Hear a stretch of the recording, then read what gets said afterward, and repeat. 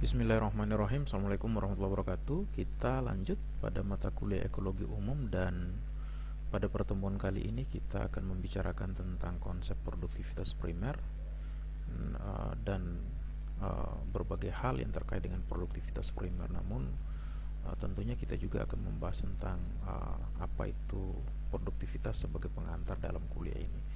Nah, materi kuliah ini tentunya sangat penting untuk dipelajari agar kita bisa mengetahui tentang kesuburan suatu ekosistem berdasarkan tinggi rendahnya produktivitas primer. Kalau kita berbicara tentang konsep produktivitas, maka produktivitas adalah laju penambatan atau penyimpanan energi oleh suatu komunitas dalam suatu ekosistem.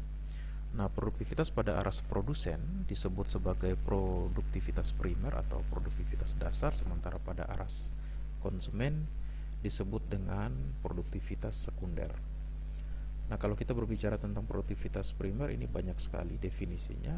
Namun dari Odum itu sendiri, produktivitas primer adalah derajat penyimpanan energi matahari dalam bentuk bahan organik sebagai hasil fotosintesis dari produsen primer. Itulah yang dikategorikan sebagai produktivitas primer. Kurang lebih visualisasi gambarnya seperti gambar sebelah kanan, dimana kalau kita berbicara tentang produktivitas primer, berarti itu kita akan menyangkutkannya dengan proses fotosintesis. Nah, pembagian pengelompokan produktivitas sendiri, ada produktivitas primer, yaitu produktivitas yang terjadi pada tingkat produsen yang meliputi produksi materi organik baru pada tumbuhan yang dilakukan oleh tumbuhan atau organisme autotrof. Organisme autotrof ini sendiri adalah organisme yang mampu membuat makanan sendiri, tentunya dengan bantuan sinar matahari melalui proses fotosintesis. Sementara produktivitas sekunder yaitu produktivitas yang terjadi pada aras konsumen atau pada tingkatan konsumen, yang meliputi produksi materi organik baru pada hewan atau organisme heterotrof. Nah, organisme heterotrof ini sendiri adalah organisme yang tidak mampu memproduksi atau menghasilkan makanan sendiri dari bantuan sinar matahari melalui fotosintesis seperti yang terjadi pada vegetasi tumbuhan. Selanjutnya, produktivitas primer. Kita ke produktivitas primer adalah kecepatan organisme autotrof sebagai produsen yang mengubah energi cahaya matahari menjadi energi kimia dalam bentuk bahan organik seperti yang terlihat pada gambar, di mana produksi primer dari suatu ekosistem berasal dari proses fotosintesis yang dilakukan oleh tumbuhan yang berklorofil, dengan tentunya melalui pengikatan energi yang sumber utamanya biasanya berasal dari cahaya matahari secara alami. Nah, proses fotosintesis merupakan reaksi oksidasi reduksi atau disebut reaksi redoks. Ini tentunya kalau kimia dasar kalian sudah memahami tentang reaksi redoks, kita tidak perlu untuk mendalami ini, tapi reaksi redoks ini meliputi penyimpanan bagian energi cahaya matahari menjadi energi potensial. Kurang lebih visualisasi gambarnya seperti yang ada pada gambar sebelah kanan. Dan lebih lengkapnya, yang ini adalah proses fotosintesis yang merupakan produktivitas kunci dari produktivitas primer, di mana proses fotosintesis itu tentunya membutuhkan karbon dioksida yang didapatkan dari udara dari hasil respirasi hewan misalkan, kemudian H2O bisa dari tanah atau dari kalau perairan ada sumber airnya, kemudian sinar matahari itu diabsorpsi oleh pigmen yang berklorofil dalam daun yang berklorofil, kemudian menghasilkan zat organik glukosa dari hasil fotosintesis, dan menghasilkan 6O2 dilepaskan dari udara yang dipakai oleh proses respirasi. Jadi betapa pentingnya proses fotosintesis sehingga menghasilkan bahan organik sebagai sumber makanan bagi hewan dan juga menghasilkan 6O2 atau menghasilkan oksigen. Makanya betapa pentingnya vegetasi tumbuhan di alam ini, karena selain dia menghasilkan sumber makanan bagi organisme heterotrof seperti hewan dan kita manusia, dia juga menghasilkan oksigen. Nah, oksigen sendiri sangat dibutuhkan oleh manusia untuk melakukan respirasi. Respirasi itu manusia akan menghirup oksigen dan kemudian mengeluarkan karbon dioksida, dan karbon dioksida itulah yang kemudian dibutuhkan oleh vegetasi sebagai bahan untuk melakukan proses fotosintesis. Jadi sebenarnya juga ada hubungan timbal balik.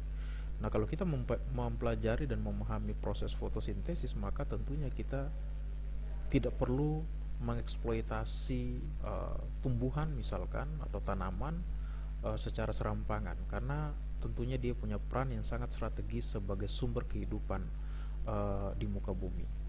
Nah, kita lihat planet yang lain tidak ada tumbuhan, makanya tidak ada sumber kehidupan.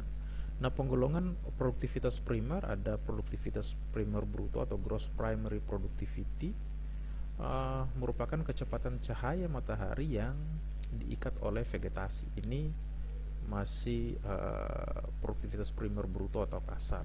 Sementara yang dinamakan dengan produktivitas primer bersih atau net primary productivity adalah produksi dalam arti dapat dipergunakan oleh organisme lain, yaitu sesuai dengan kecepatan fotosintesis setelah dikurangi dengan proses respirasi dari organisme tersebut, seperti yang perbandingannya seperti yang terlihat pada gambar di samping kanan. Itu adalah kira-kira perbedaan antara produktivitas primer kotor bruto gross primary productivity dan produktivitas primer bersih. Nah, apa pentingnya produktivitas primer bersih? Produktivitas primer bersih ini sangat penting diketahui untuk kita bisa memahami ekosistem, karena dapat menggambarkan ketersediaan energi bagi semua komponen dalam jejaring makanan pada suatu ekosistem, baik itu ekosistem terestrial maupun ekosistem akuatik. Nah, dengan demikian ekosistem dengan produktivitas primer yang bersih yang rendah tentunya akan menyokong organisme heterotrof yang jumlahnya tentunya terbatas.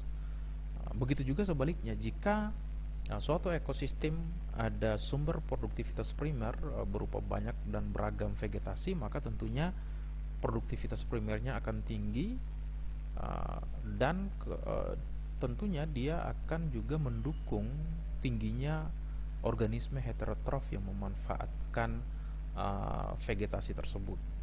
Katakanlah misalkan hutan dengan beragam tumbuhan itu tentunya akan mendukung beragam juga hewan yang berasosiasi di dalamnya.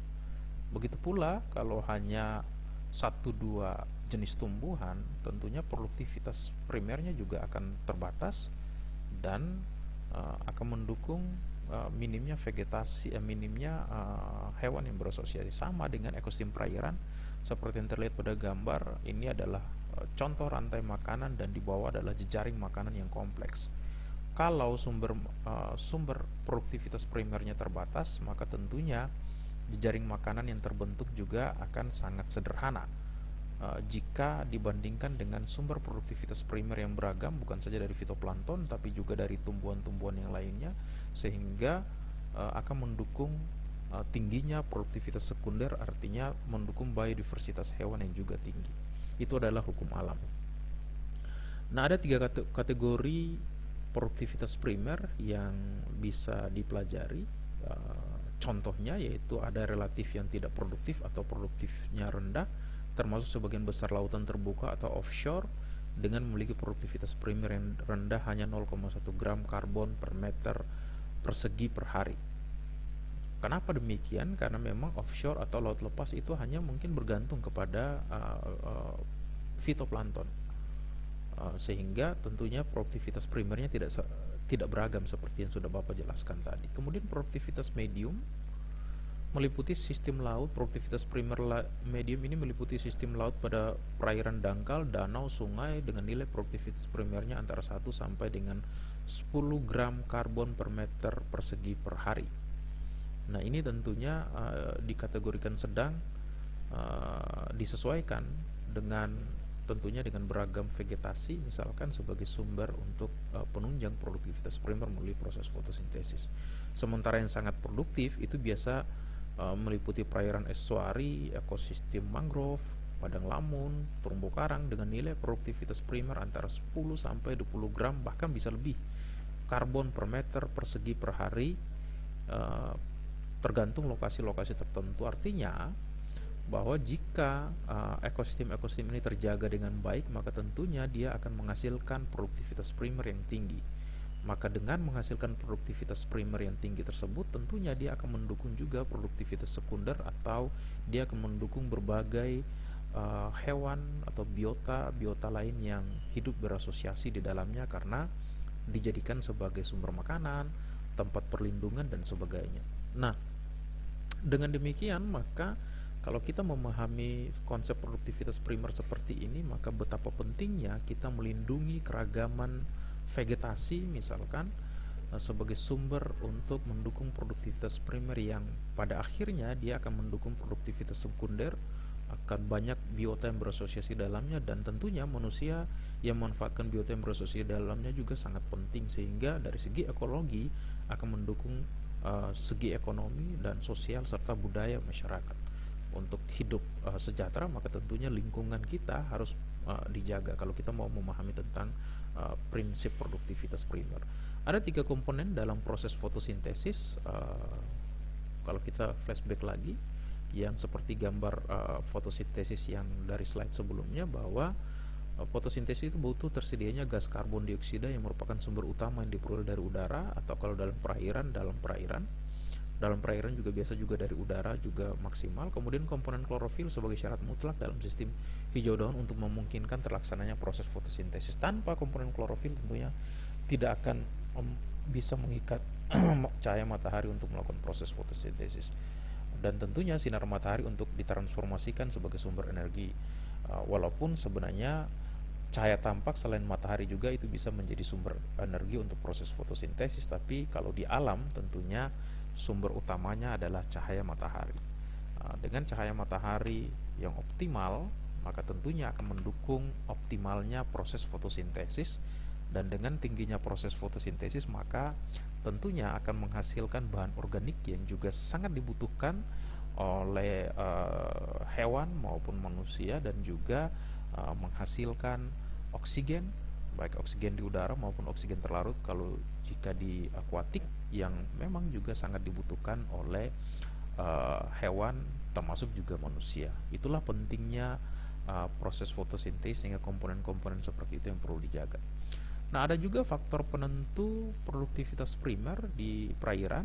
Yang pertama adalah letak geografis yang berkaitan dengan panjang dan pendeknya periode siang dan malam hari. Artinya apa? Semakin panjang siang tentunya produktivitas primernya terus akan meningkat, karena proses fotosintesis akan terus berlangsung, karena malam hari tidak akan terjadi proses fotosintesis. Cuaca yang berkaitan erat dengan udara yang berawan atau cerah. Udara yang cerah tentunya akan mendukung laju proses fotosintesis yang juga tinggi dibandingkan dengan berawan atau mendung. Angin yang menimbulkan gelombang perairan, di mana gelombang dapat memantulkan sebagian besar sinar matahari. Gelombang perairan yang terlalu tinggi tentunya juga dia akan memantulkan sebagian besar cahaya matahari sehingga tidak masuk ke kolom perairan, dan ini tentunya akan menghambat proses fotosintesis. Begitu juga dengan kekeruhan perairan. Kekeruhan perairan yang tinggi, baik di perairan sungai, perairan danau, estuari, itu biasanya akan menghambat proses fotosintesis, karena tentunya dengan kekeruhan yang tinggi maka akan mengurangi penetrasi cahaya matahari yang masuk ke kolom perairan.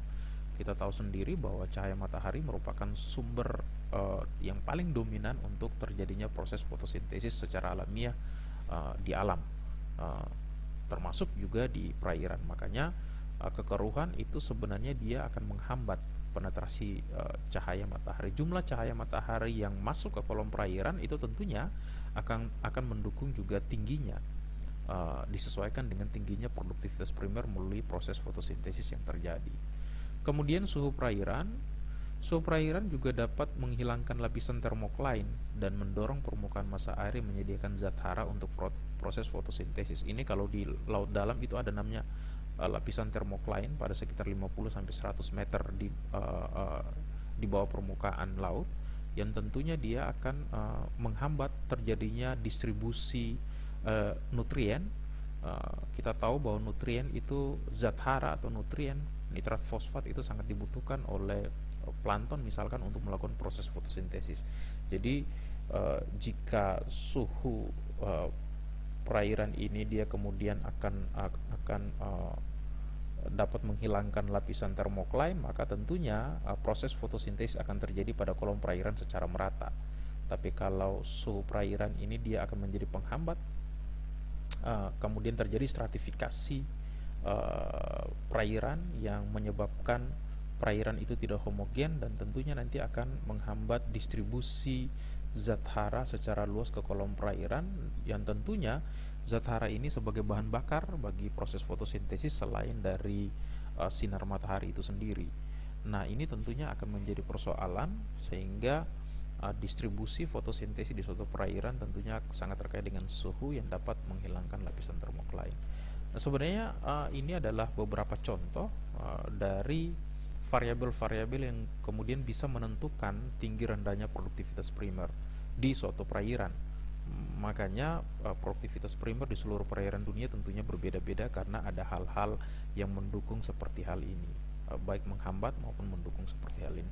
Kurang lebih ini adalah materi singkat yang bisa Bapak berikan. Kalian bisa lebih banyak mempelajari baik buku ekologi umum seperti ODUM maupun ekologi perairan yang Bapak tulis, sehingga pemahaman kalian tentang produktivitas dan produktivitas primer itu semakin komprehensif.